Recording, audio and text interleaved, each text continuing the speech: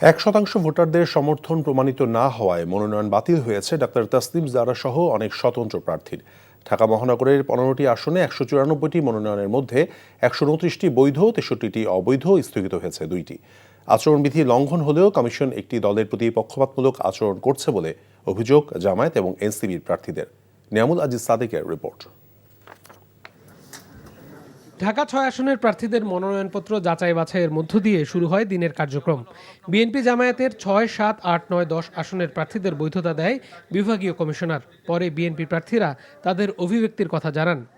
ইনশাআল্লাহ ঢাকা 17 জনগণ আগামী 12ই ফেব্রুয়ারি যে নির্বাচন, সেই নির্বাচনে বিপুল ভোটে আমাদের নেতা দেশনায়ক তারেক রহমানকে তারা বিপুল ভোটে নির্বাচিত করবে। সব রাজনৈতিক দল সব প্রার্থীর সমান সুযোগ পাচ্ছে, সে ব্যাপারে অন্তর্বর্তীকালীন সরকারও সংকল্পবদ্ধ, প্রশাসনও তাদের দায়িত্বে নিয়োজিত। এখানে কোনো বিভ্রান্তি তৈরি করার কোনো সুযোগ আছে বলে আমার কাছে এখনো মনে হয়নি। প্রতিহিংসার বাইরে, প্রতিশোধের বাইরে যে রাজনীতি, সেই রাজনীতির চর্চা যেন আমরা আনতে পারি মাঠে।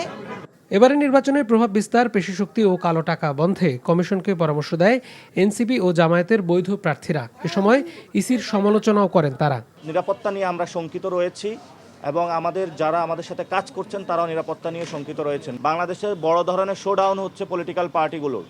আমরা সে বিষয়ে নির্বাচন কমিশনকে আহ্বান জানাবো, যদি আপনি দায়িত্ব পালনে কোথাও অপারগতা দেখেন বা কোথাও থেকে প্রেশার ফিল করেন, জনগণের সামনে আসুন, জনগণকে চেহারা দেখান। রিটার্নিং অফিসাররা এবং প্রশাসন নিরপেক্ষ থাকছে না কোনো জায়গায়। কাজে প্রশাসন যদি তার নিরপেক্ষ হারিয়ে ফেলে, তাহলে নির্বাচন সুষ্ঠুভাবে হওয়ার আশঙ্কা দেখা দেয়। রাজনৈতিক দল ভোটারদেরকে আস্থার মধ্যে নিয়ে আমি মনে করি যৌথভাবে কাজ করতে হবে। তরুণদেরকে মাঠে নেমে পড়তে হবে। আর হাতে সময় নেই, মাত্র 40 দিন পর আমাদের এই জাতির ভাগ্য নির্ধারণ হতে চলেছে। জেলার 5টি আসনে 44টির মধ্যে 30টি বৈধ, 12টি অবৈধ আর একটি মনোনয়ন স্থগিত করা হয়েছে। এখন থেকে কাজ করা প্রয়োজন, সেই বিধি অনুযায়ী আমি কাজ করব। নিয়ম বহির্ভূত কোনো কাজ আমি করব না। আমি সব প্রার্থীকেই সম্মান করে বলতে চাই, সবাই শক্তিশালী। এখন ভোটাররা নির্ণয় করব কাকে ভোট দেব।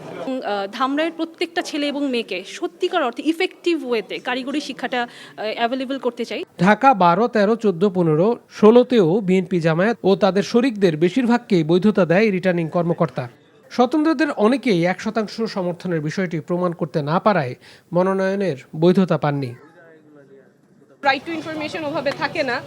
যারা এত কষ্ট করে স্বাক্ষর দিয়েছেন তাদের জন্য নির্বাচন কমিশন কোনো উপায়ও রাখে নাই জানার যে তিনি কোন আসনের ভোটার।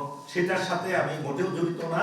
এটা পুরো পারিবারিক একটা প্রতিষ্ঠান, ফিলান্থ্রপিক্যাল, এবং সেই ফিলান্থ্রপিক্যালের জন্য হয়তো তারা ঋণ নিয়েছেন, কিন্তু আমি সেটার কোনো মালিকানা নই। ঢাকা মহানগরের 15টি আসনের 194টি মনোনয়নের মধ্যে 129টি বৈধ, 63টি অবৈধ, স্থগিত 2টি। Niamul Aziz Sadek, NTV news, Dhaka.